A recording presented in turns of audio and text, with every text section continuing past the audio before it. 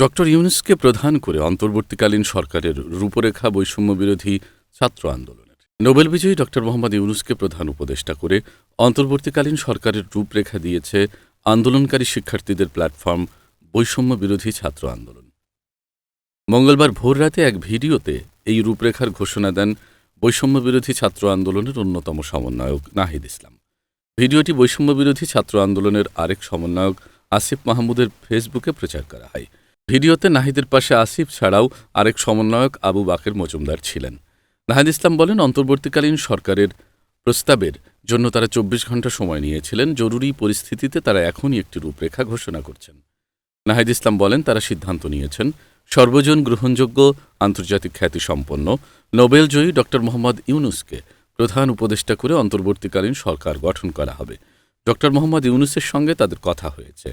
তিনি ছাত্র জনতার আহ্বানে বাংলাদেশকে রক্ষা করতে এই গুরুদায়িত্ব নিতে সম্মত হয়েছেন। নাহিদ ইসলাম বলেন, তারা সকালের মধ্যেই এই সরকার গঠনের প্রক্রিয়া দেখতে চান। রাষ্ট্রপতির কাছে আহ্বান থাকবে দ্রুত সময়ের মধ্যে ডক্টর ইউনূসকে প্রধান উপদেষ্টা করে অন্তর্বর্তীকালীন সরকার গঠন করা হোক। এই অন্তর্বর্তীকালীন সরকারের বাকি সদস্যদের নামও তারা সকালের মধ্যে ঘোষণা করবে। নাহিদ ইসলাম বলেন, অন্তর্বর্তীকালীন সরকার গঠন না হওয়া পর্যন্ত মুক্তিকামী ছাত্র জনতাকে রাজপথে থেকে তাদের অভ্যুত্থান রক্ষা করতে হবে। তারা রক্ত দিয়েছেন, শহীদ হয়েছেন। তাদের যে প্রতিশ্রুতি একটি নতুন বাংলাদেশ গঠন করার জন্য, সেটিকে তাদের অবশ্যই বাস্তবায়ন করতে হবে। অবশ্যই ছাত্র জনতার প্রস্তাবিত সরকার বাদে কোনো ধরনের সরকার মেনে নেওয়া হবে না। অভ্যুত্থানকারী ছাত্র জনতার যে প্রস্তাবিক অন্তর্বর্তীকালীন সরকার, তারা সিদ্ধান্তে উপনীত হয়েছে ডক্টর মোহাম্মদ ইউনূসকে প্রধান উপদেষ্টা করে এই সরকার গঠন করা হবে। সেই সরকারই বাস্তবায়ন করতে হবে অবিলম্বে। শিক্ষার্থী আন্দোলনের মুখে গতকাল সোমবার প্রধানমন্ত্রীর পদ থেকে শেখ হাসিনা পদত্যাগের পর দেশ পরিচালনার জন্য অন্তর্বর্তীকালীন সরকার গঠনের প্রক্রিয়া শুরু হয়।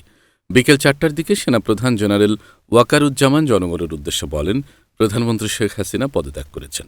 আমরা অন্তর্বর্তীকালীন সরকার গঠন করে কাজ পরিচালনা করব। ধৈর্য ধরেন, সময় দেন। তারপর এ নিয়ে প্রক্রিয়া শুরু হয়। এ বিষয়ে গতকাল বঙ্গভবনে ৩ বাহিনীর প্রধানের উপস্থিতিতে বিভিন্ন রাজনৈতিক দলের নেতা ও নাগরিক সমাজের প্রতিনিধিদের সঙ্গে বৈঠক করেন রাষ্ট্রপতি মোহাম্মদ শাহাবুদ্দিন।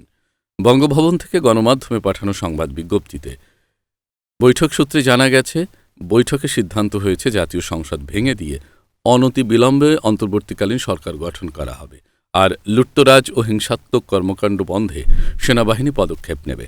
বৈঠকে উপস্থিত ব্যক্তিরা এ সিদ্ধান্তে স্বাগত জানিয়েছেন।